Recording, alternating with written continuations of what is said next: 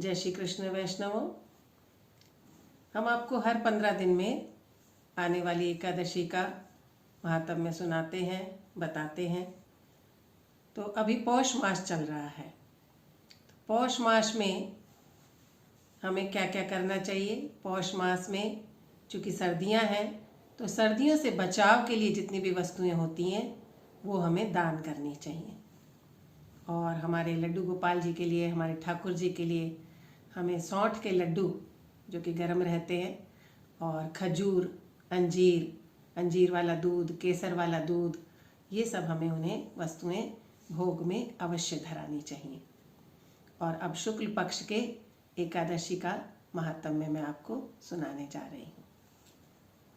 युधिष्ठिर बोले, श्री कृष्ण, अब कृपा करके पौष मास के शुक्ल पक्ष की एकादशी का महत्व बताइए।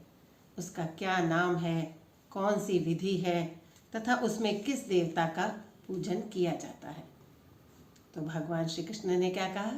उन्होंने कहा, राजन, पौष के शुक्ल पक्ष की जो एकादशी है उसे बतलाता हूँ, सुनो। महाराज, संसार के हित की इच्छा से मैं इसका वर्णन करता हूँ। राजन, पूर्वोक्त विधि से ही यत्न पूर्वक इसका व्रत करना चाहिए। इसका नाम पुत्रदा है। यह सब पापों को हरने वाली उत्तम तिथि है। समस्त कामनाओं तथा सिद्धियों के दाता भगवान नारायण इस तिथि के अधिदेवता हैं। चराचर प्राणियों सहित समस्त त्रिलोकी में इससे बढ़कर दूसरी कोई तिथि नहीं है। पूर्व काल की बात है। भद्रावतीपुरी में राजा सुकेतुमान राज्य करते थे। उनकी रानी का नाम चंपा था। राजा को बहुत समय तक कोई वंशधर पुत्र नहीं प्राप्त हुआ। इसीलिए दोनों पति पत्नी सदा चिंता और शोक में डूबा कर रहे थे। राजा के पितर उनके दिए हुए जल को शोकोच्छ्वास से गर्म करके पीते थे।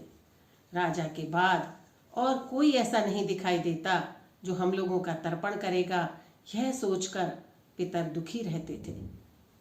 एक दिन राजा घोड़े पर सवार हो गहन वन में चले गए। पुरोहित आदि किसी को भी इस बात का पता न था।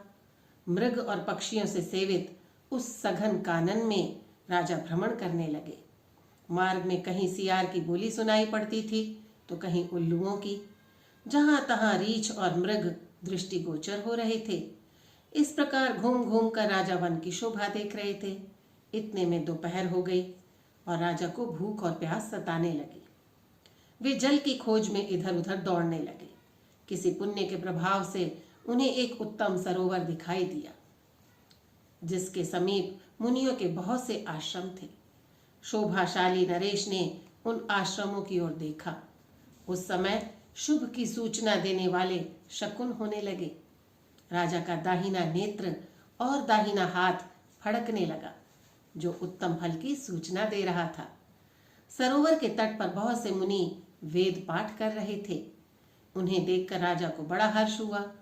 वे घोड़े से उतरकर मुनियों के सामने खड़े हो गए और पृथक पृथक उन सब की वंदना करने लगे। वे मुनि उत्तम व्रत का पालन करने वाले थे।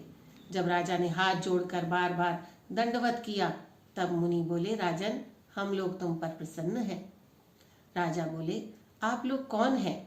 आपके नाम क्या है? तथा आप लोग किस लिए यहाँ एकत्रित हुए हैं, यह सब सच सच बतलाइए। मुनि बोले, राजन, हम लोग विश्वदेव हैं। यहाँ स्नान के लिए आए हैं। माघ निकट आया है। आज से 5वें दिन माघ का स्नान आरंभ हो जाएगा। आज ही पुत्रदा नाम की एकादशी है, जो व्रत करने वाले मनुष्यों को पुत्र देती है। राजा ने कहा, विश्वदेवगण, यदि आप लोग प्रसन्न हैं तो मुझे पुत्र दीजिए। मुनि बोले, राजन, आज ही के दिन पुत्रदा नाम की एकादशी है। इसका व्रत बहुत विख्यात है। तुम आज इस उत्तम व्रत का पालन करो। महाराज, भगवान केशव के प्रसाद से तुम्हें अवश्य पुत्र प्राप्त होगा। भगवान श्री कृष्ण कहते हैं, युधिष्ठिर, इस प्रकार उन मुनियों के कहने से राजा ने उत्तम व्रत का पालन किया। महर्षियों के उपदेश के अनुसार विधि पूर्वक पुत्रदा एकादशी का अनुष्ठान किया। फिर द्वादशी को पारण करके मुनियों के चरणों में बारंबार मस्तक झुकाकर राजा अपने घर आए। तदंतर रानी ने गर्भ धारण किया। प्रसव काल आने पर पुण्यकर्मा राजा को तेजस्वी पुत्र प्राप्त हुआ, जिसने अपने गुणों से पिता को संतुष्ट कर दिया। वह प्रजाओं का पालक हुआ। इसीलिए राजन, पुत्रदा का उत्तम व्रत अवश्य करना चाहिए। मैंने लोगों के हित के लिए तुम्हारे सामने इसका वर्णन किया है। जो मनुष्य एकाग्रचित होकर पुत्रदा का व्रत करते हैं, वे इस लोक में पुत्र पाकर मृत्यु के पश्चात स्वर्गगामी होते हैं। इस महात्म्य को पढ़ने और सुनने से अग्निष्टोम यज्ञ का फल मिलता है। तो यह सुंदर कथा हमने आपसे कही। आप इसका व्रत का पालन कीजिए और सदा ठाकुर जी का नाम स्मरण करते रहिए। राधे राधे।